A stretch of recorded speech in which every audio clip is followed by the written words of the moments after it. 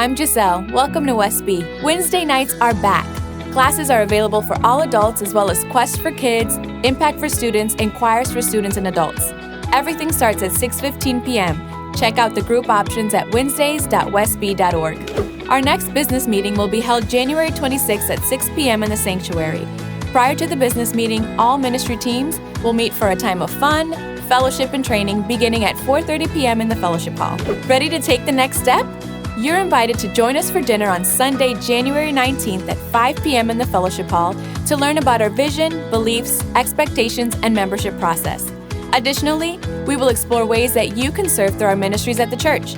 Childcare will be available. Reserve your spot at connect.westby.org.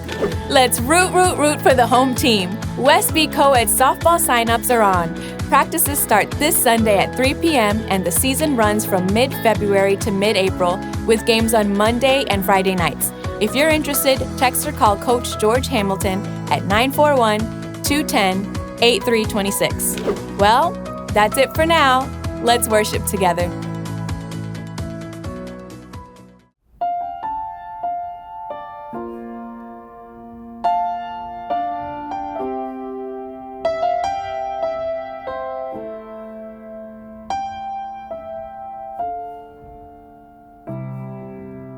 Thousand generations falling down in worship to sing the song of ages to the Lamb.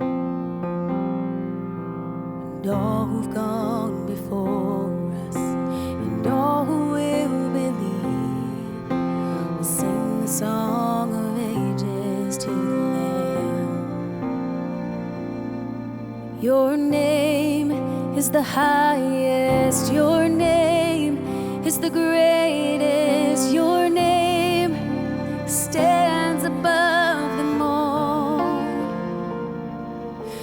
thrones and dominions, all powers and positions, your name stands above them all, and the angels cry, creation cries, holy, you are lifted high, holy, holy forever.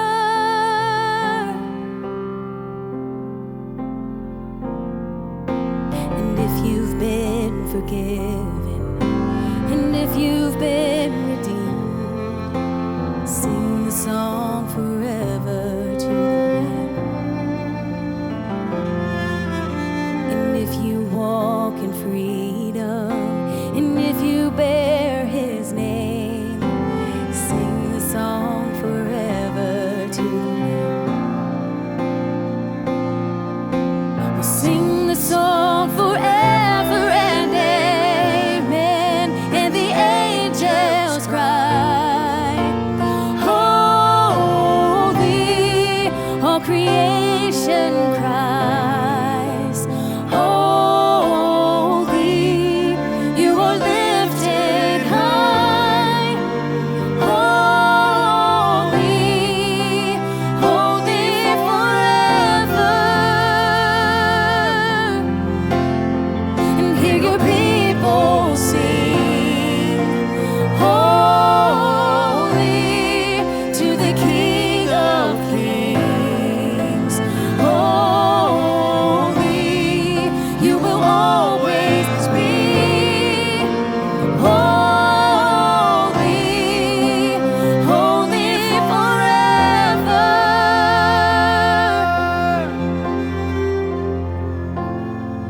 Your name is the highest, your name is the greatest, your name stands above them all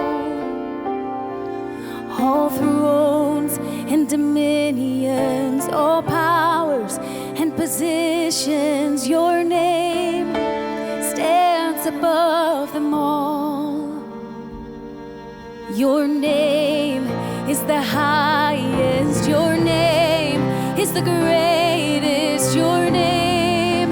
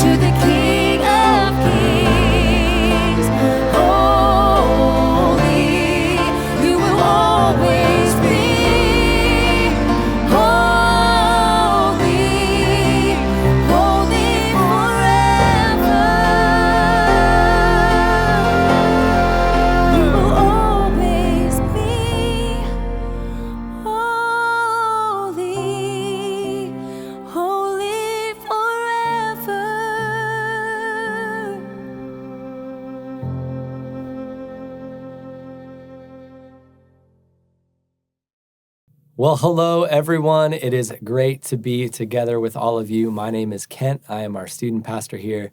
And since Sam is out of town, I have the opportunity to share with all of you today. And so I am just really excited. I want to start off just by saying I love getting to do what I do. Like, I love hanging out with the youth in this church. And don't get me wrong, I love hanging out with all of you, right? I know that we're all youthful in spirit, right? But there's just something about the teenage years that are just so important and so formative that it really does just give me a sense of just purpose and joy to get to do what I do. So I just wanted to start off and just say thank you. Thank you for your prayers. Thank you for encouraging us up on the second floor. It really means just a ton. And also just wanted to say thank you for being open to continuing this conversation, right? For those of you who are new or maybe you just couldn't tune in last week, we began a new series where we're talking about a very real problem that exists amongst today's youth.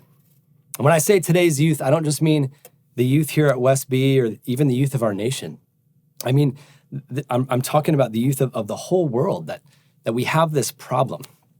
And it's a problem that seems to stem from these devices that we call smartphones.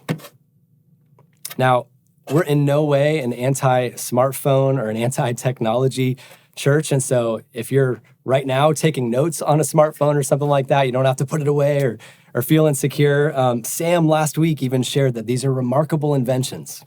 And most of us have them because we know how incredibly useful they can be.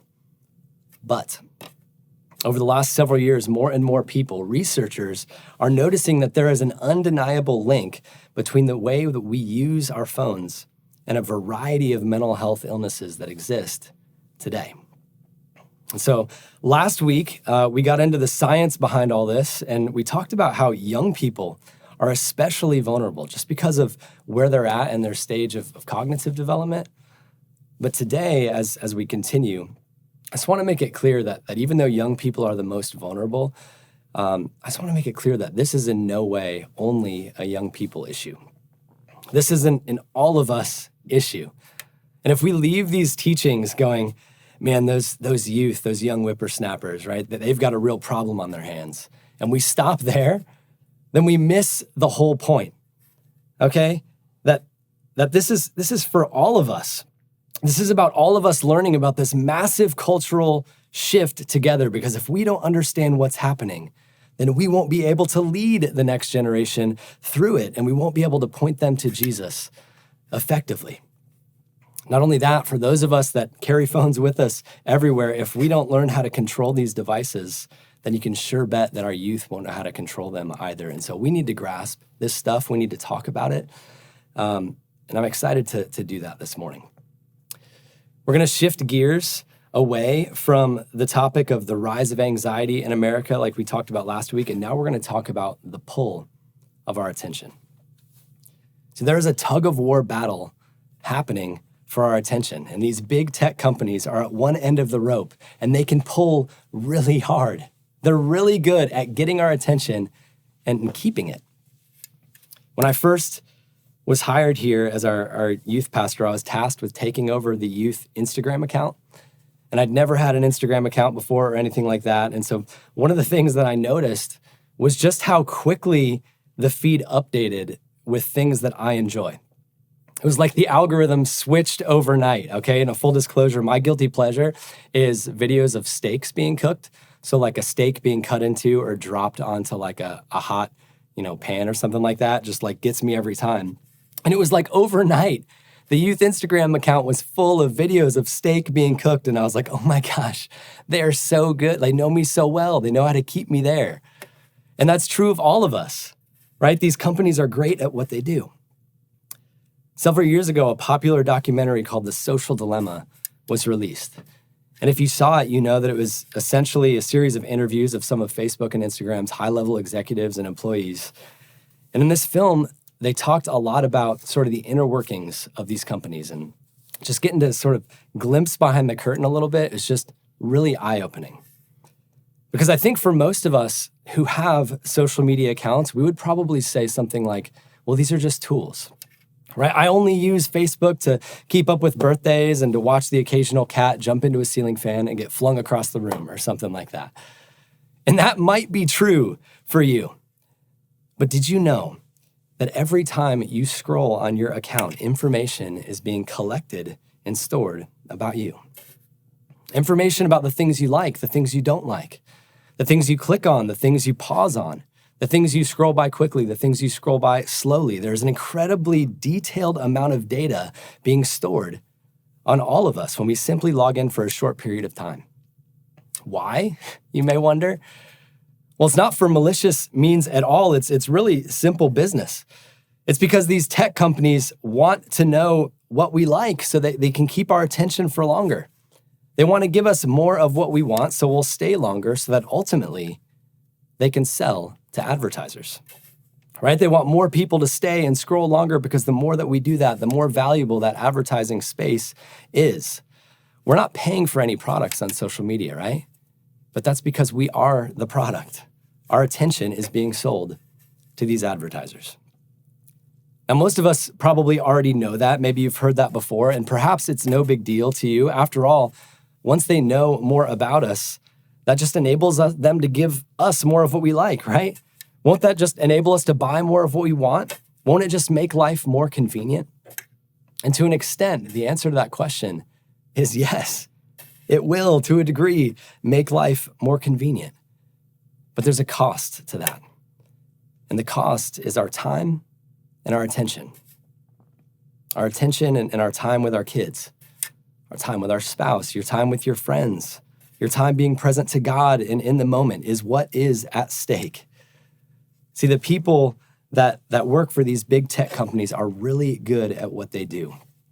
And the more they win that tug-of-war battle for our attention, the more we lose the battle of giving our attention to the things that matter most. And that is a lifestyle that can become incredibly addictive. You know, one of the most interesting quotes from that entire documentary that I watched is this, that there are only two industries that refer to their customers as users: illegal drugs and software, which is fascinating, right? It's like the whole tech world has shifted from a tools-based technology to an addiction-based technology, right? Tools, when you're not using them, they just sit there and they just wait for you to return. They don't notify you. They don't try to lure you back with carefully curated content, which is exactly what these devices are designed to do. And I know all of this sounds intense. It sounds almost borderline conspiracy-like, but I think we need to hear this stuff because we need to be aware that there is a real battle happening for our attention. And we as a church simply want you to win that battle. We want you to be able to keep your attention on God and to keep your attention on your family and to keep your attention here on the real world, right? We weren't meant for lives of distraction that lead to discouragement, that lead to anxiety and all of this stuff. We were meant for lives of purpose and hope and peace. So what I want to do is I want to look at a passage of scripture together where a worship leader in the ancient world struggles with this, just like us, right? He gets distracted like we do. Now, obviously there are no phones involved, right? There weren't phones in the ancient world, but even without them, this guy named Asaph, the worship leader for King David, still gets his eyes taken off of God. And he gets distracted. And as he does this, we'll watch his life just sort of spiral downward. And so if you've got a Bible with you right now, you can take it out and follow along with me. I'm going to be reading from Psalm 73. And here's what it says. Truly God is good to Israel, to those whose hearts are pure. But as for me, I almost lost my footing. My feet were slipping and I was almost gone. For I envied the proud, listen to this, when I saw them prosper despite their wickedness. Asaph here is having a crisis of faith, right? He says, I know that God is good, but I almost stopped believing that because I took my eyes off of him and I started envying the proud. Now, we don't know what he was doing. We don't know if he was on vacation from worship leading or if he was just walking around and he noticed some other people, but somehow he saw people who were not living for God, people who were not living like him, and he began to get jealous. He started to envy the things that they had, and all of a sudden it starts to spiral his life downward, right? We see him get distracted, and now his entire worldview will sort of become distorted. Check it out. Verse 4.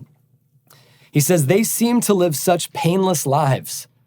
Their bodies are so healthy and strong. They don't have troubles like other people, as if that were true, right? They're not plagued with problems like everyone else. Have you ever felt like that before? Have you ever felt like that while scrolling on social media?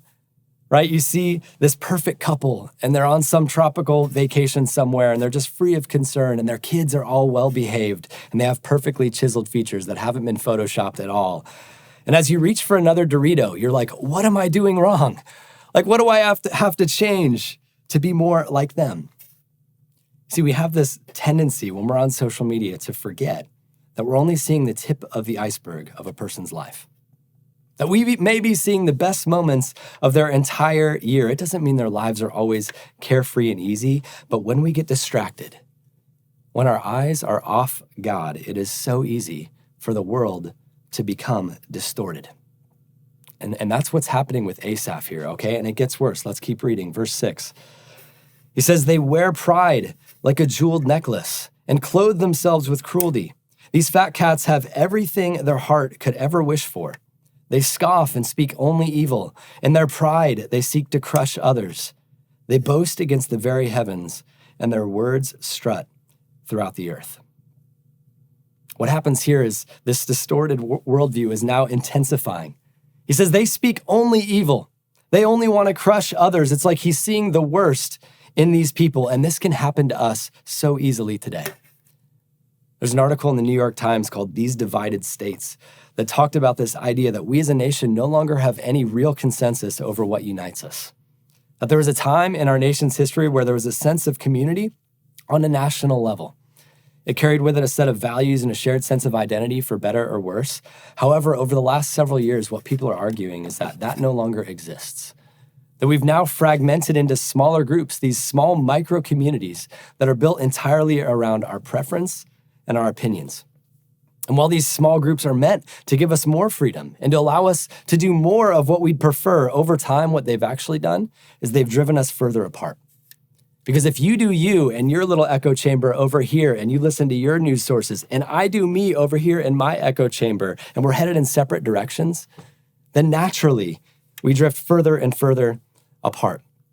This is why a progressive in Florida is more likely to connect with another progressive in California than the conservative that lives right next door, right? We unite around our preferences, our likes and our dislikes. And so there's a sense of division that has taken root in our world. We tend to think the worst of others. And don't get me wrong, there is evil in our world. There are bad things happening and there are people doing bad things. I'm not saying that's not true, but our social media accounts tend to amplify all of this and tend to make things even worse. Our youth watches and sees this happening. They see us battling against each other and they see it happening on social media and they're like, what am I supposed to do? Like, how am I even supposed to talk to someone in the real world, especially those that I disagree with? And the spiral continues downward, just like it is for Asaph. Check out verse 10. It says, and so the people are dismayed and confused, drinking in all their words, the people that were telling these lies. What does God know, they ask? Does the Most High even know what's happening? Look at these people enjoying a life of ease while their riches multiply. Did I keep my heart pure for nothing? Did I keep myself innocent for no reason? I get nothing but trouble all day long. Every morning brings me pain. Asaph is discouraged now, right? He sees all of these people living contrary to God and everything seems to be going well for them. They're thriving and he feels like he's missing out. And so he's discouraged. And again, he doesn't even have a smartphone. This is simply because his eyes were not on God. And so I want you to hear this. If this can happen to a worship leader in the ancient world without a phone, where it was his job to help people keep their eyes fixed on God, surely this can happen to us, right? Us who go through life with these devices in our pockets, constantly buzzing and bidding for our attention. It is so easy for us to end up discouraged like this. And often in these moments of discouragement, this is when we can be tempted to our greatest levels of disobedience. In a moment of faith, it's easy to follow God, right? But what you'd never do in a posture of faith, you'll consider doing when your eyes are off God, when you're at your wit's end, when you've been beaten down and when you're exhausted, right? You'll look for relief in places you never thought you'd look, especially when they're just a click away. We can be tempted to medicate, to escape, to cope, however you want to say it. When we're in a place of discouragement, we are tempted to whole new levels of disobedience. And so what do we do about this? How do we turn this ship around? How do we manage these things? Or is there no hope at all? Like, should we just throw these in the trash? And maybe for some of us, the answer is yes, at least for a season. But let's start just by finishing the rest of this psalm.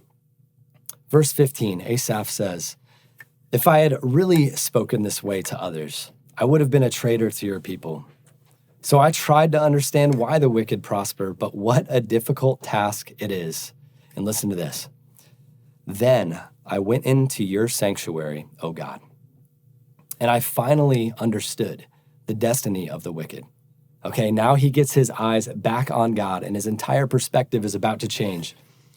"Truly you put them on a slippery path and send them sliding over the cliff to destruction. In an instant they're destroyed, completely swept away by terrors. When you arise, O Lord, you laugh at their silly ideas as a person laughs at dreams in the morning." Asaph here is beginning to regain a godly focus. Whereas before, he watched these people doing these bad things and he felt like he was missing out, now he realizes the truth. That living for the moment, it only lasts a moment. And the people that he was jealous of, they would eventually reap all of the things that they had been sowing, that God was going to make everything right one day. And the same is true in our world today. When we get jealous and when we feel like we're missing out, after seeing these people online who aren't living for God and are doing all of these things, we need to remember, no, one day God is going to make everything right. It might seem like we're missing out in the short run, but in the long run, it certainly won't seem that way. And only time helps us to realize this, and only attention on God helps us realize this. And Asaph here is realizing it more and more. Verse 21, he says, "Then I realized that my heart was bitter, and I was all torn up inside. I was so foolish and ignorant. I must have seemed like a senseless animal to you." He's talking to God. "Yet I still belong to you. You hold my right hand. You guide me with your counsel, leading me to a glorious destiny." Isn't it amazing the grace that God has for Asaph in spite of his failures? It's the same grace he longs to give all of us in spite of ours, right? No matter how far you've wandered, no matter how much you've struggled with all this stuff, you still belong to God. He still longs to guide you out of it with his right hand. As Asaph realizes this, it brings him to this place of worship. He says, "Whom have I in heaven but you? I desire you more than anything on earth. My heart may fail, my spirit may grow weak, but God remains the strength of my heart, and he is mine forever. Those who desert him will perish. For you destroy those who abandon you. But as for me, how good it is to be near God. I've made the sovereign Lord my shelter, and I will tell everyone about the wonderful things you do." Now that's quite the shift in thinking, right? It's like a total transformation in the way that he's viewing the world, all because his attention has been diverted back to God. If I was to summarize it all, I would say that while distraction leads to a life of discouragement and disobedience, attention on God leads to adoration of God, right? When we're looking at God, we can't help but want to tell others about him because he's just that good. He's so patient and kind and in control of everything. When our attention is on him, we can't help but worship him. And so the question then becomes, how do we keep our attention on God? How do we do that when our attention spans are continually shrinking and when we're so frequently distracted? How do we manage these devices in such a way that we're not constantly distracted and discouraged? And there's so much to be said about that. There are so many of you in this church that are great at this, right? You've gone through your phone and you've managed your notifications in such a way that only crucial things bid for your attention. Many of you set limits on what you can view and certainly on what your kids can view. Often I've heard of a lot of you setting limits for how often you use your phone. Some of you, get this, some of you even turn your phones off every once in a while. Wow. Right, there's so much that we can do, simple things like this. And our hope as a church is that all of you will come together in your groups and share these things with each other. You'll share about what's working, what's not working. But even more fundamentally than all of that, what I think we need to do first and foremost is we need to make sure that we're actually making space in our life to give our attention to God. Right? We need to ask ourselves, am I actually carving out time in my day to focus on God and only God? Is that a habit in my life? Because if it's not, then it doesn't matter how many limits you place on your phone, you won't be filled with the type of joy that we see in Asaph here. You won't be renewed with a God-centered perspective. That only comes when we look to God and when our attention is on him. And Jesus himself knew this. Jesus knew that this was essential. He didn't carry around a smartphone, but he certainly had plenty of things, competing for his attention. And so he often made time to get away and to be alone and to be with the Father in prayer. Check out Mark 1:35. It says, before daybreak, the next morning, Jesus got up and went out to an isolated place to pray. Later, Simon and others went out to find him, and when they found him, they said, everyone is looking for you. And maybe some of us can relate to that, right? You get time alone with God, and then you're met with the demands of the day, whether it's by your family, your kids, or just by notifications on your phone. There are always things competing for our time and our attention. And so Jesus fought for this time with the Father. Luke 5:15, it says, report about his power spread, and vast crowds came to hear him preach and to be healed of their diseases. But Jesus often withdrew to the wilderness for prayer. We see this type of thing all over Jesus' ministry. 9 times in Luke's gospel, we can read about Jesus withdrawing to go and to pray. And if we see our Savior doing this, you had better believe that we need to do this as well in order to keep our eyes on God. So the question again is simply, are we making space to give God our full attention? Are we actually putting in effort to hear from God and to be with God? And maybe for you this morning, the answer is no. If you're really honest with yourself, maybe today you've been spending most of your free time scrolling on your phone or just trying to keep your eyes open to make it through one more episode.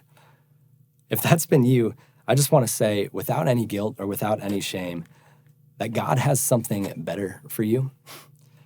That we weren't meant to live our lives online. We weren't meant to be full of anxiety.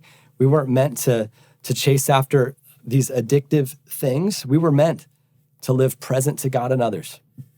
We were meant to be present with our families, present with our friends. And if you've been struggling in this area, I also just want you to know, God does not condemn you, right? He longs to show you his kindness, to show you his grace and his love, right? And if that's what God is like, how could we not do whatever we can to carve out time just to get with him, just to spend time and to get our eyes back on him so he can remind us of the truth, that he loves us and that we were made for life and life to the full, or life abundant, as Jesus calls it. Church, let's win the battle for our attention, right? For the sake of our families, for the sake of the neighborhood, for the sake of the world, let's get with Jesus and let's hear from him because he loves us.